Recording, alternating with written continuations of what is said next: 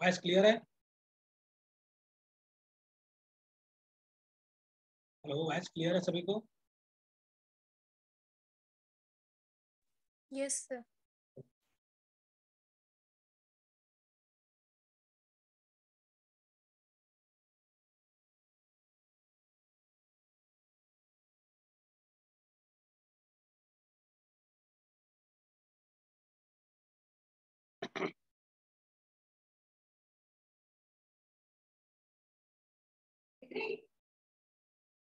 Voice clear है सभी को?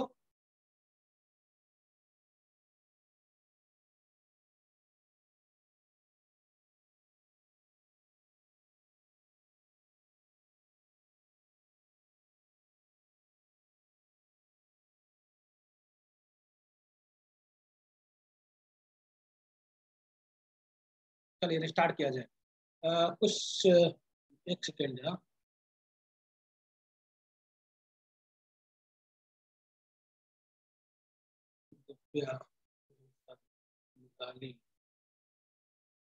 ये रियलमी 5 कौन है ये? रियल रियलमी कौन है ये? नाम बताओ जल्दी से अपना।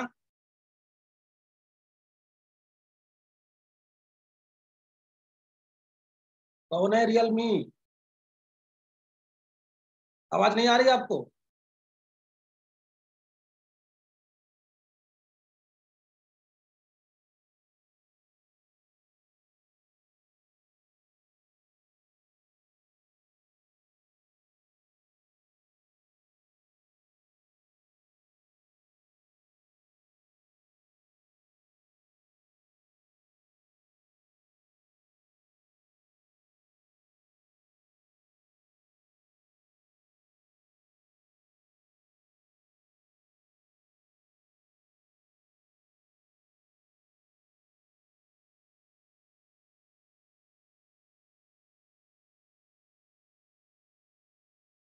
गौतम।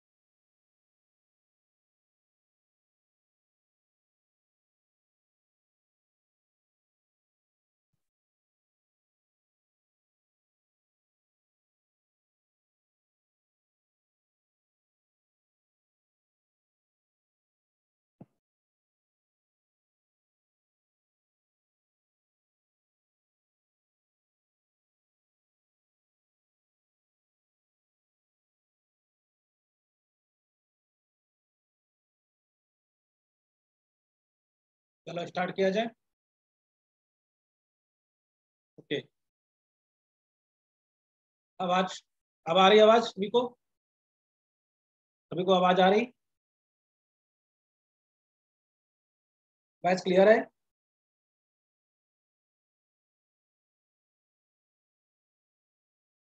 एक बार जरा चेक कर लो, कोई भी ऐसा ऐसा नाम जो आपको ना लगता हो कि ये हो, जल्दी बताइए।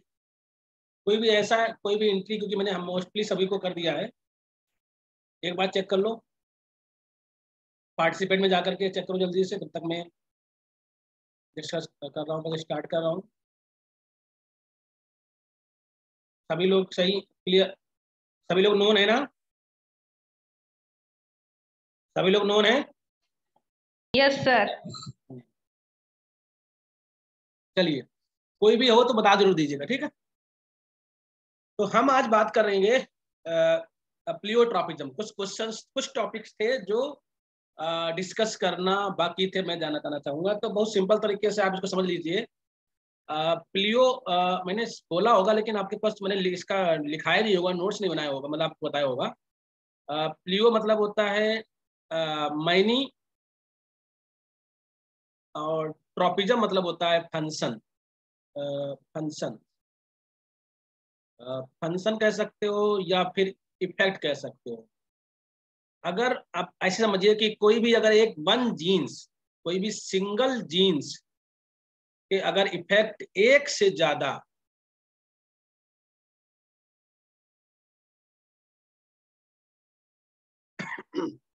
एक से ज्यादा अगर वो है, ठीक है,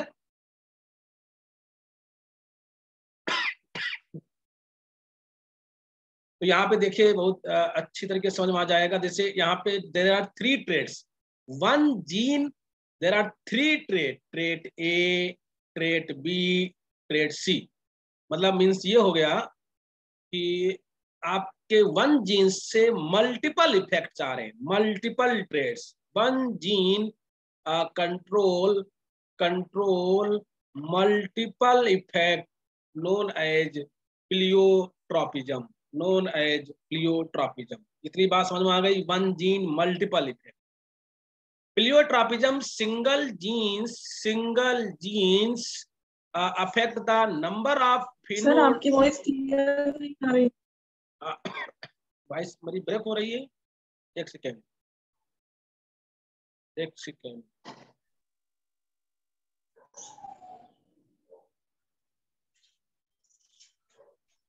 आप क्लियर है? Yes sir. चलो, तो नंबर ऑफ, हाँ, that is effect number of phenotypic traits in the same organisms. मतलब आपको एक से ज्यादा इफेक्ट्स होंगे। म्यूटेशन इन प्लियोट्रॉपिक जीन में अफेक्ट द सम और ऑल ट्रेट्स। आप जरा इस चीज समझिए, अगर इस सिंगल जीन में म्यूटेशन होता है, अगर इसमें म्यूटेशन हो जाता है, तो उससे संबंधित जितने भी ट्रेड्स होंगे वो प्रभावित हो सकते हैं ना।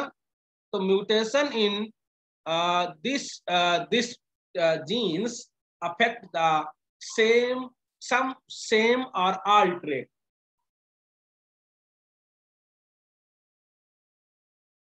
Most of pleiotropic genes regulate the metabolic pathway.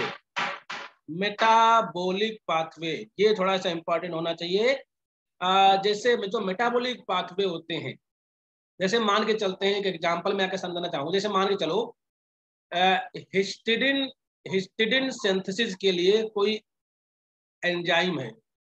अब उस एंजाइम जो है, ये जो एंजाइम है, उस एंजाइम का कोई एक कंसर्निंग जीन होगा।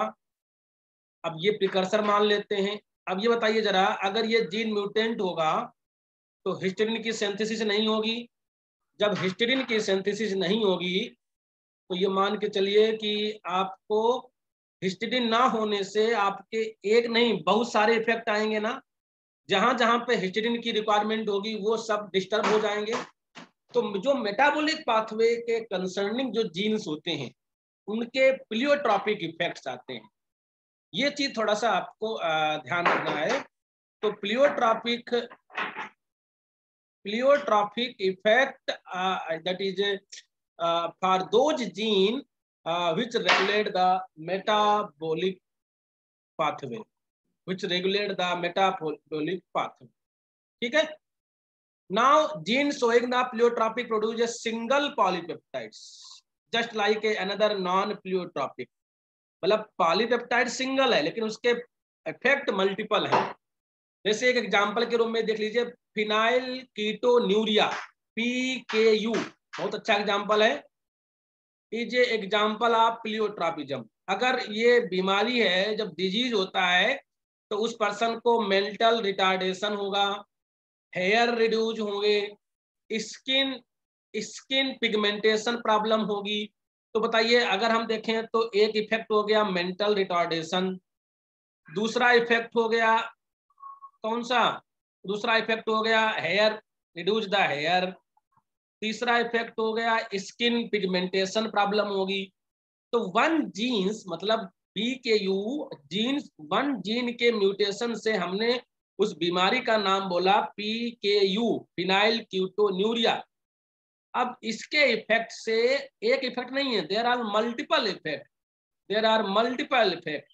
तो one gene affect the multiple effect, one gene control the multiple effects, that is known as pleiotropism।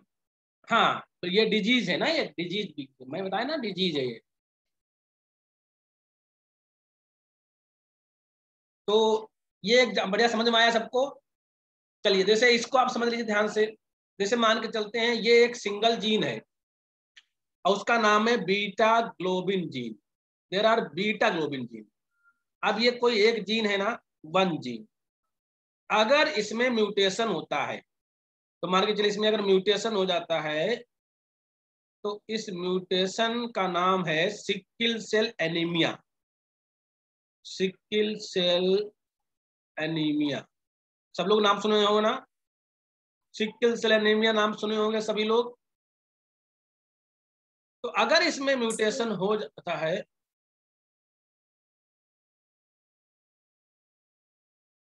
तो क्या होंगे, इसके ब्लाइंडनेस होने के भी चांस हैं, पर्सन ब्लाइंडनेस हो सकता है, लीवर फेलर होने के भी चांस हैं, हार्ट अटैक के भी चांस हैं, और सिकिल सेल एनीमिया तो एक है ही ना।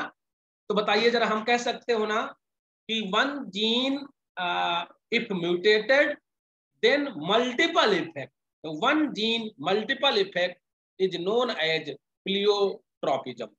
बताओ, समझ सबको आ गया? समझ में आ गया प्लियोट्रोपिज्म के बारे में?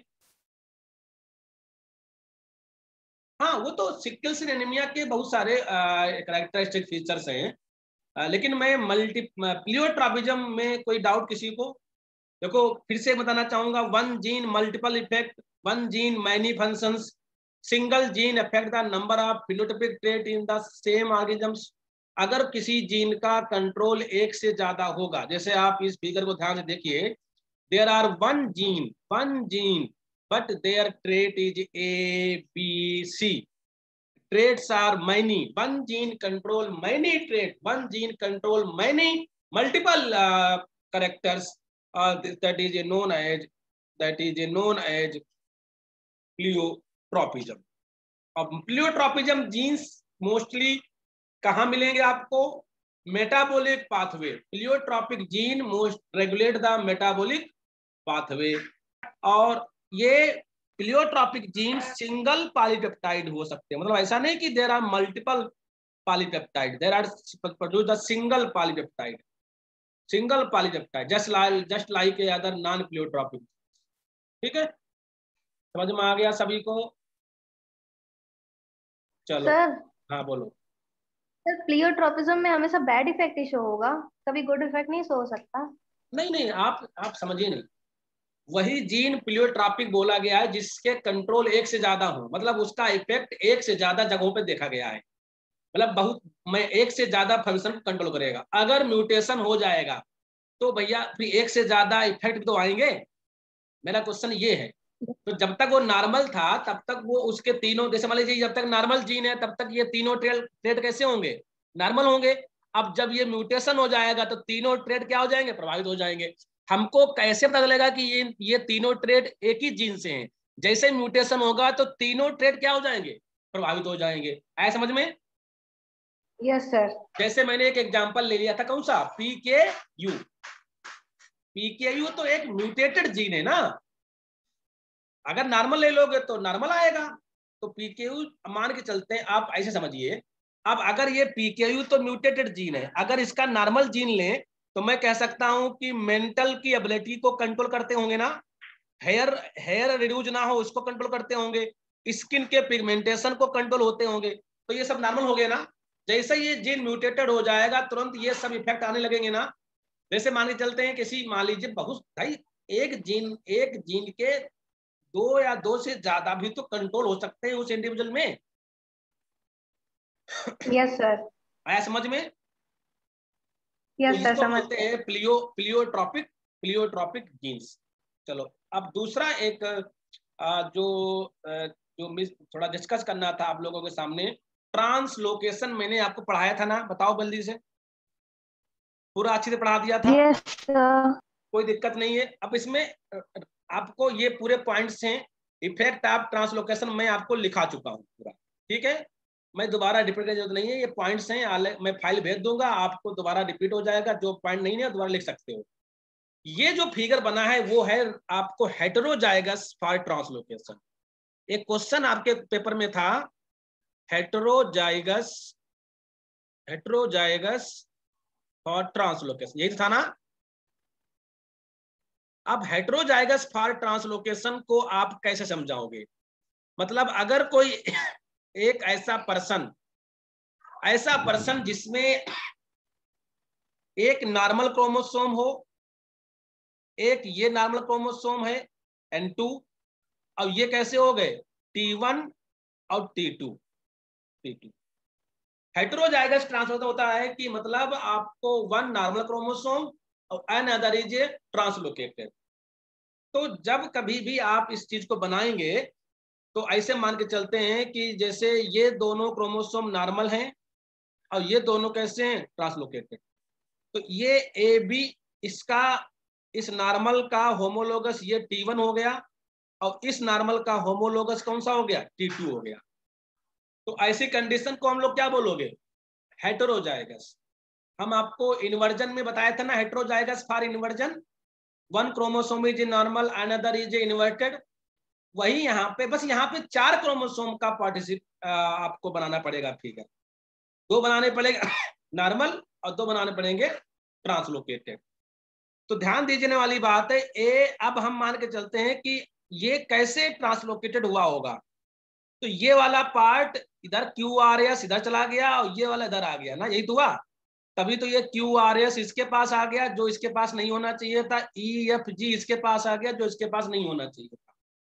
तो हर एक पेयर में, होमोलोगस पेयर में एक क्रोमोसोम नॉर्मल है और दूसरा कैसा है, ट्रांसलोकेटेड। ये देखिए दूसरे पेयर में नॉर्मल है और दूसरा कैसा है, ट्रांसलोकेटेड।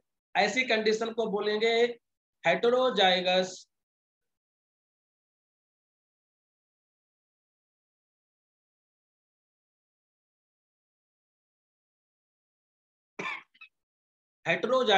फॉर बोलो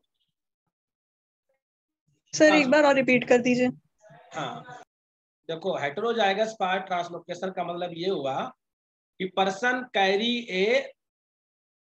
ए one a normal chromosome another is a translocated, यही तो हुआ।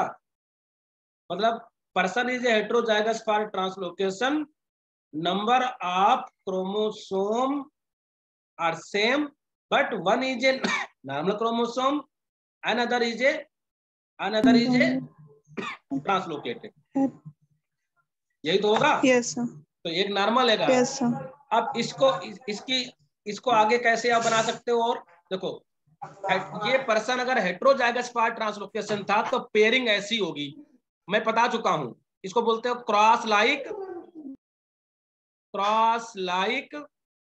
Configuration. This is known as cross like configuration. तो heterozygous person that is in meiosis pairing like this cross like configuration. So this is a normal, this is a normal, this is a translocated, this is a translocated. बताओ, तो इस तरीके से pairing होगी। इसको भी आप बना सकते हो, इसको हम N1 ले लें, इसको हम N2 ले लें। तो इसको बोलते हैं cross like configuration. In cross like configuration how many chromosome participate, 4 chromosome is participate. आप समझने की कोशिश करिए कि अगर कोई पर्सन हेटेरोजाइगस होगा फॉर ट्रांसलोकेशन तो इस तरीके की पेयरिंग होगी। ये अगला पॉइंट हो जाएगा, ठीक है। आपने स्ट्रक्चर बना लिया, structure, this is structure of the heterozygous for translocation. और उसके बाद इन meiosis cross like configuration appearance होगा। अब यहां से सेपरेशन 3 तरीके का होगा। एक हो सकता है अल्टरनेट, ये हो सकता है एडजेसेंट फर्स्ट, ये हो सकता है ये बता चुका हूं मैं आपको। अल्टरनेट्स अगर होगा तो यहाँ पे जितने भी गैमिट्स आएंगे वाइबल आएंगे। और अगर इस तरीके का सेपरेशन होगा, कैसा, इसको बोलते हो हॉरिजॉन्टल, इसको बोलते हो वर्टिकल। तो हॉरिजॉन्टल और वर्टिकल में नॉन वाइबिलिटी आएगी, ये बता चुका हूं बच्चों मैं आपको। पूरा? Yes yes sir. हाँ, तो बार बार रिपीट करने की जरूरत नहीं है। तो आप मान के सर चलिए, हाँ बोलो सर बोलो।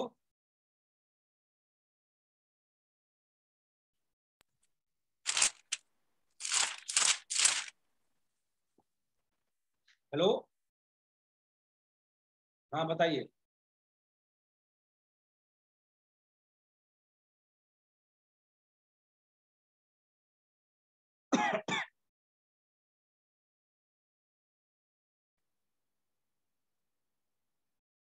अब आते हैं हम लोग ट्रांसक्रिप्शन बबल्स पे बात करते हैं, ठीक है।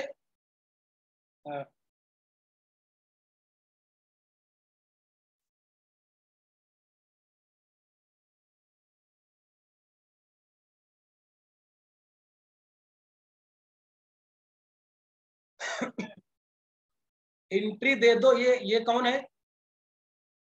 नाम क्या है तुम्हारा? बोलो।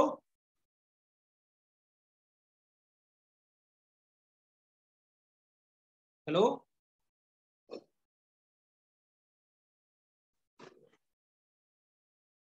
कौन है भाई? ये बताओ जल्दी से, कौन है ये?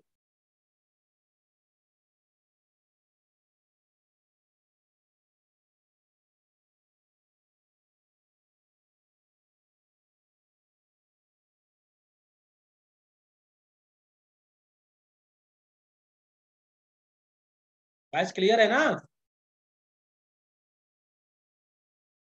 Yes sir.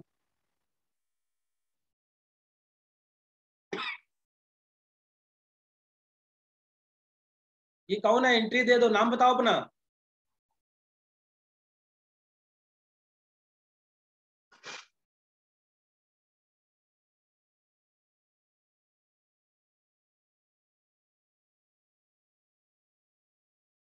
बोलो।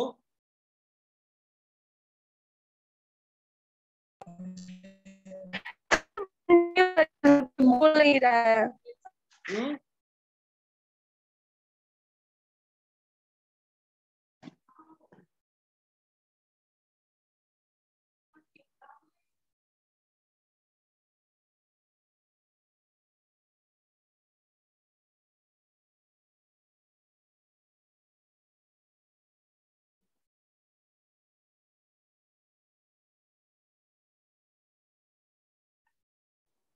सर स्क्रीन नहीं शो हो रही है। स्क्रीन नहीं शो रही? Yes sir. सर हमको हो रही है। सर हो रही है। किसी किसी को हो रही, किसी किसी को नहीं हो रही। अभी मैं दूसरी बार देखो।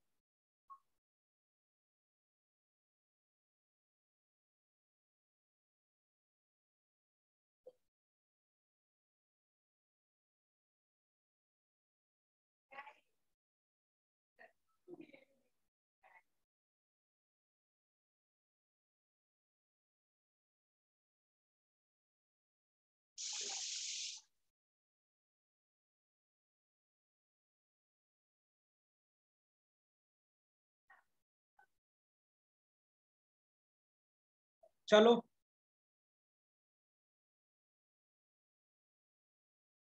तो हाँ, ट्रांसक्रिप्शन बबल की बात करते हैं, ठीक है। तो हमने आप लोगों को रेप्लिकेशन बबल बताया था। ट्रांसक्रिप्शन बबल बिल्कुल सेम उसी तरीके का, बस थोड़ा सा ध्यान रखिएगा। ये स्ट्रक्चर बना दीजिएगा। जैसे मान के चलते हैं ये डीएनए है, दिस इज ए डीएनए। यहाँ पे 3 प्राइम है, 5 प्राइम है, 3 प्राइम 5 प्राइम। इधर भी क्या होगा आपको? 3, इधर से भी 3 प्राइम होगा, 5 प्राइम होगा, ठीक है। तो क्या होगा, जहां पे ट्रांसक्रिप्शन होना होता है तो इसमें से एक स्ट्रैंड होगा नॉन टेम्पलेट और दूसरा होगा टेम्पलेट। इसको हम मान के चलते हैं, जो जो रीड करेगा, जो जिस जिस जिस स्टैंड को रीड करना होगा उसको बोलते हो टेम्पलेट। तो ये टेम्पलेट स्टैंड हो जाएगा, ये नॉन टेम्पलेट हो जाएगा, ठीक है। तो टेम्पलेट और नॉन टेम्पलेट स्टैंड ये हो गया, नॉन टेम्पलेट ये हो गया। अब टेम्पलेट स्टैंड का कॉम्प्लीमेंट्री स्टैंड बनेगा जिसको हम लोग बोलेंगे आरएनए। अब ये एंजाइम है पूरा, ये आपको एंजाइम उसको बोलते हैं आरएनए पॉलीमरेज। दिस इज हालांकि आरएनए पॉलीमरेज होलो एंजाइम है, इसमें बहुत सारी यूनिट होती हैं, वो उसके बारे में ज्यादा डिस्कस नहीं करना है। दिस इज आरएनए पॉलीमरेज, ये एक आरएनए पॉलीमरेज एंजाइम में बना दिया हूँ इसमें, ठीक है। इसको बोलते हैं आरएनए पॉलीमरेज, या इसको आप ऐसा भी बोल सकते हो DNA dependent RNA polymerase, DNA dependent RNA polymerase. तो ये एक एक्टिव साइट होती है 3', ये पूरा आप बना सकते हो। ये आरएनए है, आरएनए, ठीक है, ये आरएनए। अब यहाँ पे आरएनए की सिंथेसिस हो गई आपको, तो ये पूरा एक रेप्लिकेशन बबल बन गया। तो ये क्या हो गया, अनवाइंडिंग हो गया ना, इतना पार्ट क्या हो गया, अनवाइंडिंग हो गया। अब फर्दर पीछे क्या होता रहेगा, रिवाइंडिंग होता चला जाएगा। अब ये रिवाइंडिंग अनवाइंडिंग कराते कौन है, ये कराते हैं टोपो आइसोमरेज। कौन कराते हैं, टोपो आइसोमरेज। तो ये अनवाइंडिंग इधर होगा तो ये ओपन होता चला जाएगा। देखो यहाँ पे एक सिंगल स्ट्रैंडेड डीएनए बन गया ना पूरा, उसमें से एक टेम्पलेट आपको, तो ये इसको बोलते हो ट्रांसक्रिप्शन बबल्स। ये फिगर आप ध्यान समझिए, जैसे मैं फिर से बनाना चाहूंगा, जैसे ये एक डबल स्ट्रैंडेड डीएनए जो सेपरेट हो चुका है, अब पीछे यहाँ पे ये आपस में बाइंडिंग है, ठीक है, और इधर भी आपको बाइंडिंग हो गए। तो एक जो जिस डायरेक्शन में ट्रांसक्रिप्शन होगा उधर ये ओपन होता चला जाएगा। अब ये इसमें से एक स्ट्रैंड कैसा होगा, non template, non template,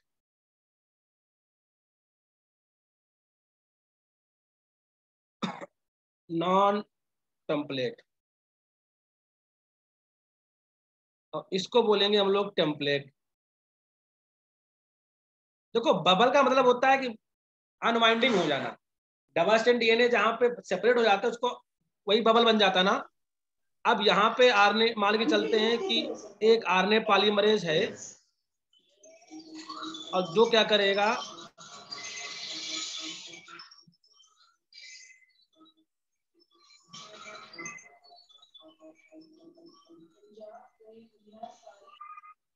RNA polymerase है, वो क्या करेगा, synthesise the newly RNA transcript. तो ये आरएनए होगा, आरएनए ट्रांसक्रिप्ट। बताओ, ये आरएनए आपको सिंथेसाइज हो चला जाएगा। आया समझ में? इसको बोलते हो ट्रांसक्रिप्शन बबल। बोलो सर, कुछ नहीं समझ में आया है।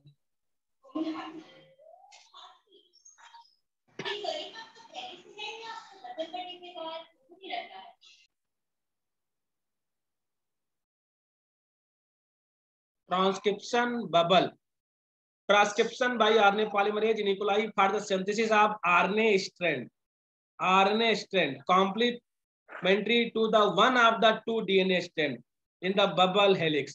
तो इसको हम लोग बबल बोलते हो, बबल हेलिक्स, ठीक है। ये पूरा एक बबल हेलिक्स बन गया। तो DNA is a transient unbound about 17 base पे। मान लीजिए इतना जो डीएनए होगा अनबाउंड हो जाएगा। भाई देखो इधर देखिए डीएनए कैसा है, बाउंड, इधर कैसे है डीएनए, बाउंड। तो इतना जो रीजन होता है जो अनबाउंड डीएनए होता है उसी को बोलते हो ट्रांसक्रिप्शन बबल।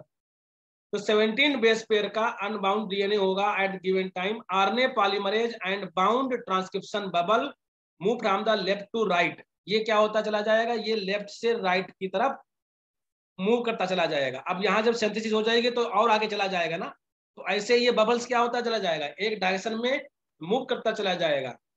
तो डीएनए अनबाउंड अहेड, इसके आगे डीएनए क्या होता चला जाएगा, अनबाउंड होता चला जाएगा, ठीक है।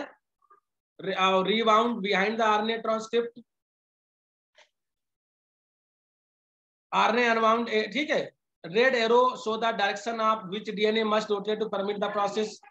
तो ये आप एक तरफ अनबाउंड होता चला जाएगा, एक तरफ बाउंड, फिर से बाइंड होता चला जाएगा।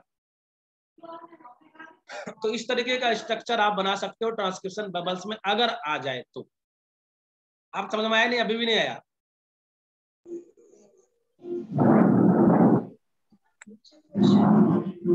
बोलो,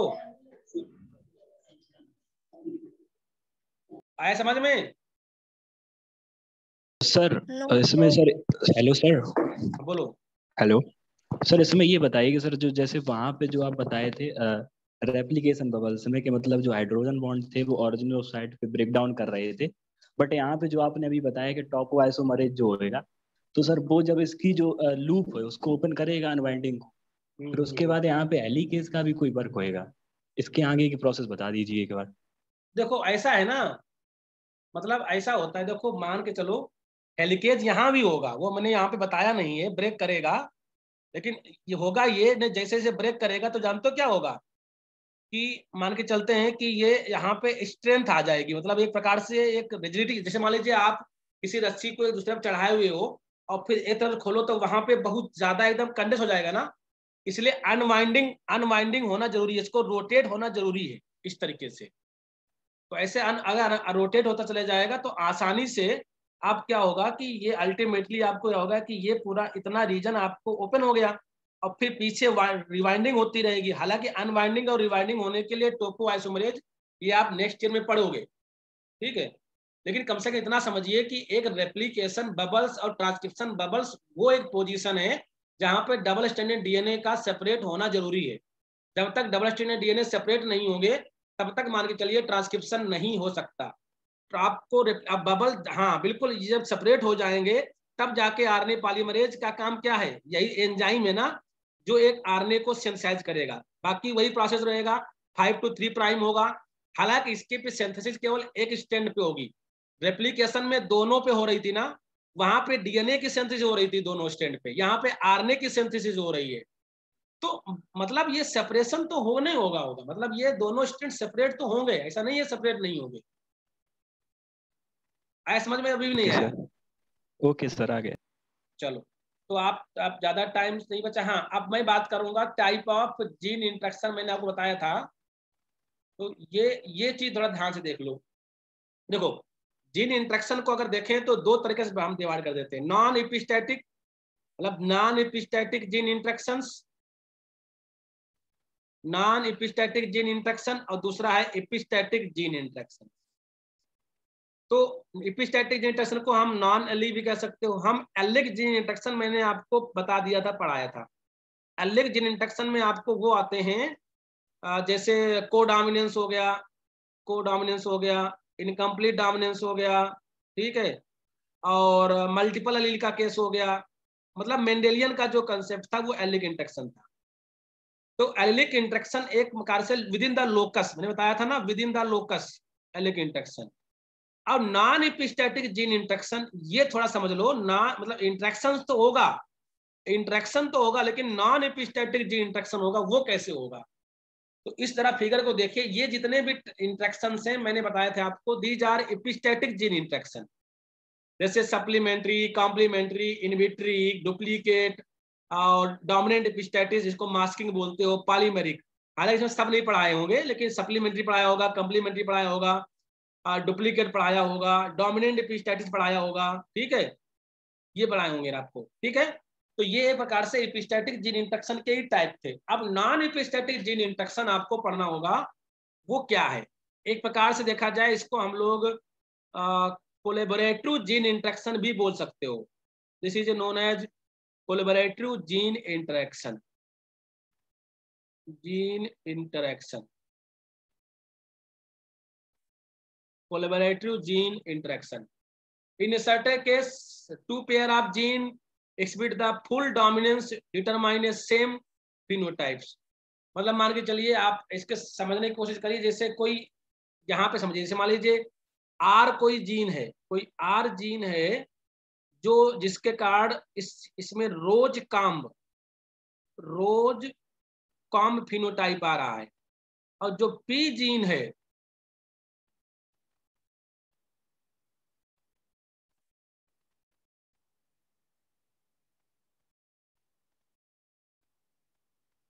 जो पी जीन है,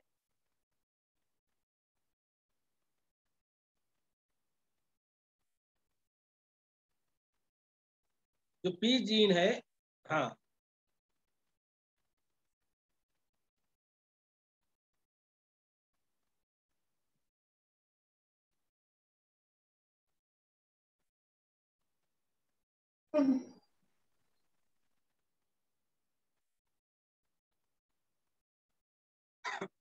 तो जो पी जीन है किसके लिए, ये पी काम्ब के लिए, जैसे ये पी काम्ब,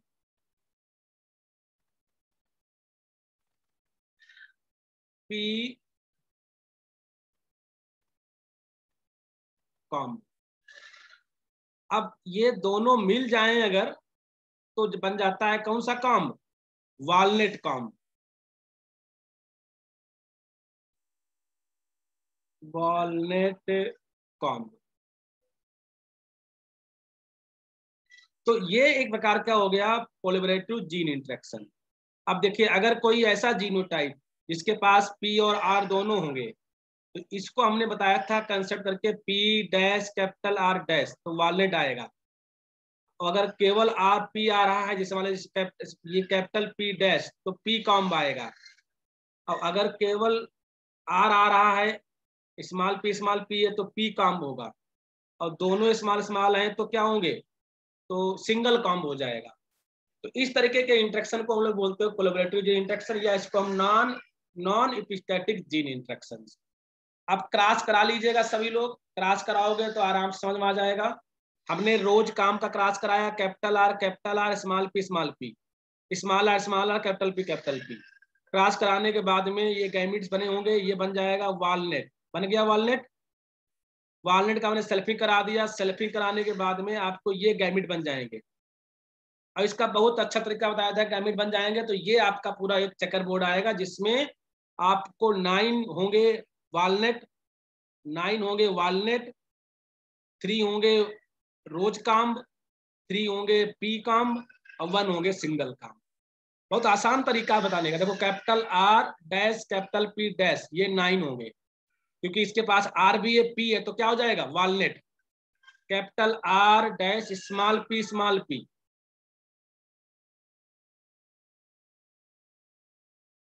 तो ये हो जाएगा आपका रोज, ये हो जाएगा 3। फिर small R dash capital P, sorry small R, ये हो जाएगा आपका 3। तो ये हो जाएगा रोज काम, ये हो जाएगा पी काम, ये हो जाएगा वॉलनट। अब ये कौन सा बचा, स्मॉल आर स्मॉल पी, ये हो जाएगा 1, इसको बोलते हैं सिंगल काम। तो ये रेशो क्या आ जाएगा 9:3:3:1। तो this is a known as non epistatic gene interaction. समझ में आया, बताओ जल्दी से। देखो जीन इंटरेक्शन में अगर आप लोग ऑफलाइन में पढ़े होंगे तो आपको समझ में आ गया होगा।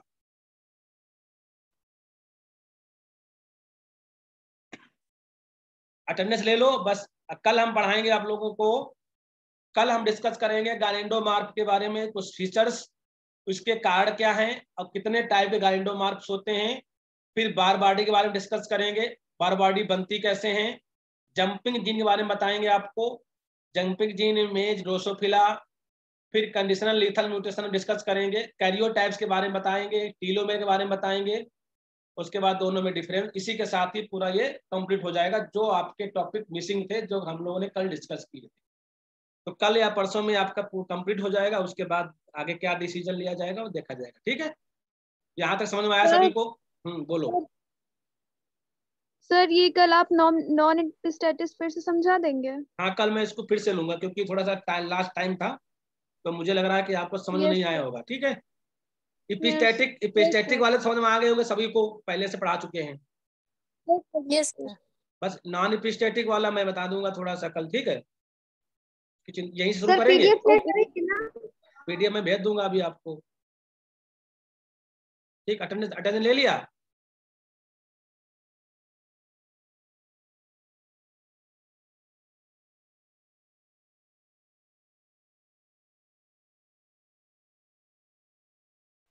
ले लिया है सर, ले लिया।